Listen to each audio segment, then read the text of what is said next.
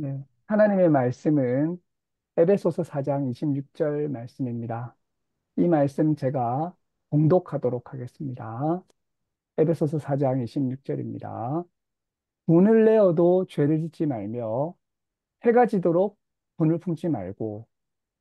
아멘. 오늘은 에베소서 4장 26절 말씀으로 분노라는 제목으로 함께 말씀을 나누고자 합니다. 이 사람이 살면서 많은 경우에 화를 내게 됩니다. 저도 지난 주간을 돌아보니까 화를 낸 경우가 있었습니다. 아이들에게도 화를 내고, 이 자녀를 키우다 보면 이 화를 낼 때가 많이 있는 것 같습니다. 또 누군가에게 화를 내면 저도 이렇게 마음에 어떤 감정이 생겨서 화를 낸 적이 있는 것 같습니다.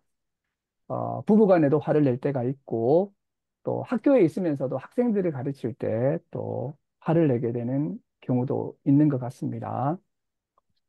제가 이번에 이제 그 학교에서 한 교수님하고 말씀을 나누게 되었는데 그분은 이제 결혼하신 분입니다. 본인이 이미 결혼을 했지만 내가 만약에 다시 결혼을 선택할 수 있는 기회가 있다면 어떤 사람과 결혼하게 되는가 할 때 기준이 욱하지 않는 사람하고 자기는 결혼하고 싶다고 하더라고요. 욱하지 않는 사람. 이게 이제 화를 잘 내지 않고 분노하지 않는 사람이 다시 이렇게 이제 함께 살고 싶은 사람이다. 이런 말을 했습니다. 그러나 사실 이제 화를 내지 않는 사람은 우리가 찾아보기가 어렵죠. 이 성경은 이 분노에 대해서 많은 말씀을 하십니다. 성경 전체에 있어서 분노에 대한 말씀이 많습니다. 하나님의 분노에 대한 말씀도 많이 있고, 예수님도 이제 분노하시는 것을 볼 수 있습니다. 특히 이제 잠언에는 분노에 관한 말씀이 많이 있고, 또 고린도전서에도 보면 사랑은 성내지 않는다라고 말씀하고, 심지어 야고보서에는 사람이 성내는 것이 하나님의 의를 이루지 못한다고까지 이야기를 하면서 대체로 이렇게 그 화내고 성내는 것에 대해서 더디하고 자제할 것에 대해서 많은 말씀을 하고 있습니다. 이 오늘 본문 말씀을 보게 되면 에베소서에서도 분노에 대해서 메시지를 주십니다.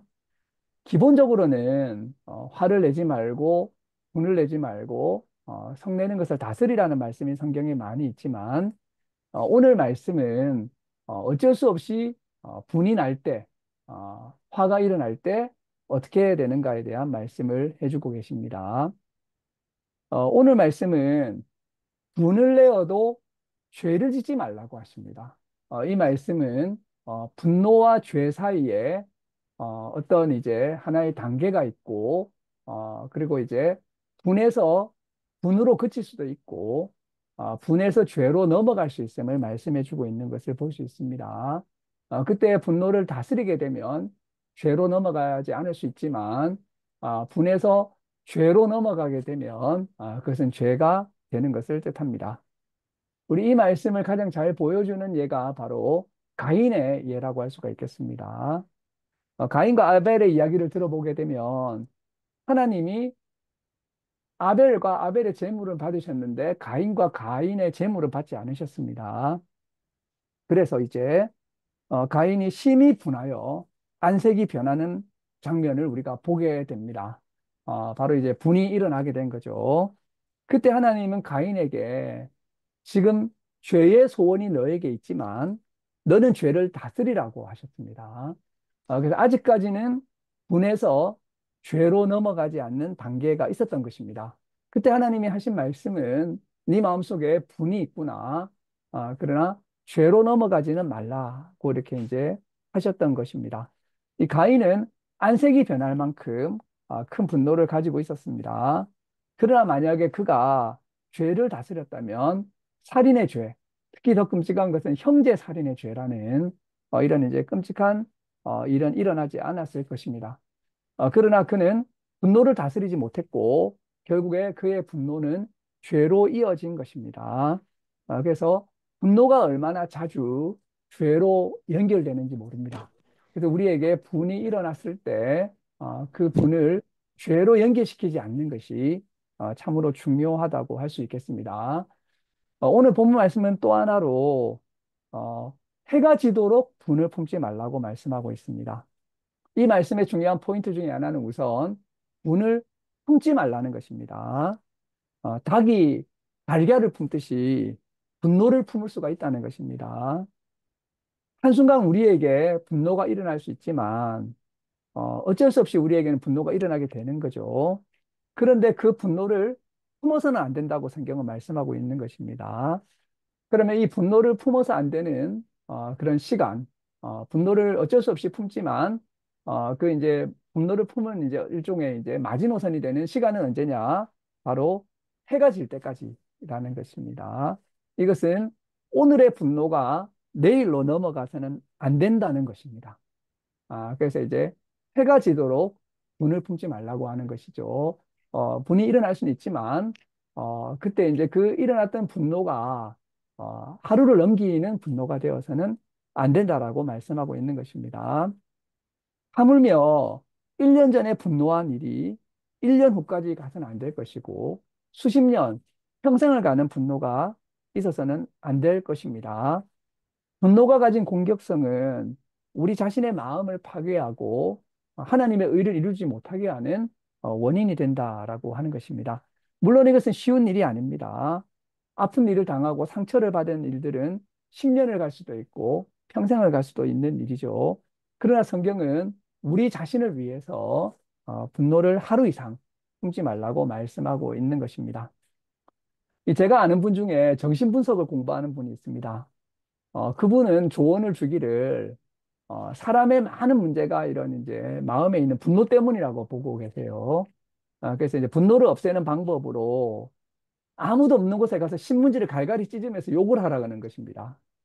그게 아니면 이제 그 컴퓨터 앞에 앉아가지고 한글 파일을 열고 거기에다가 온갖 욕을 다 이렇게 쓰라고 하는 거죠. 그리고 나서 지우라고 합니다. 물론 이제 이런 것도 도움을 줄 수 있을 것입니다. 치료를 위한 일입니다. 그러나 성경에서는 그런 것을 넘어서서 나의 분노와 원망을 하나님께 맡겨드리고 이 분노가 아닌 사랑, 분노가 아닌 기도, 분노가 아닌 찬양으로 나아가면서 이 분노를 내려놓으라고 말씀하고 있는 것입니다. 예수님은 자신을 십자가에 못 박아 죽이는 사람들을 위해서 기도하셨죠. 스테반도 자신을 돌로 쳐 죽이는 사람들을 위해서 기도를 했습니다. 바울과 실라는 억울한 일로 감옥에 갇혔을 때 그 밤에 육체의 고통과 억울한 가운데서도 찬송을 불렀습니다. 성경은 우리에게 분노가 아닌 사랑, 분노가 아닌 기도, 분노가 아닌 찬양으로 살아가라고 말씀하고 있습니다. 우리는 무엇보다도 오늘 말씀에서 해가 지도록이라는 말씀에 주목하면 좋겠습니다.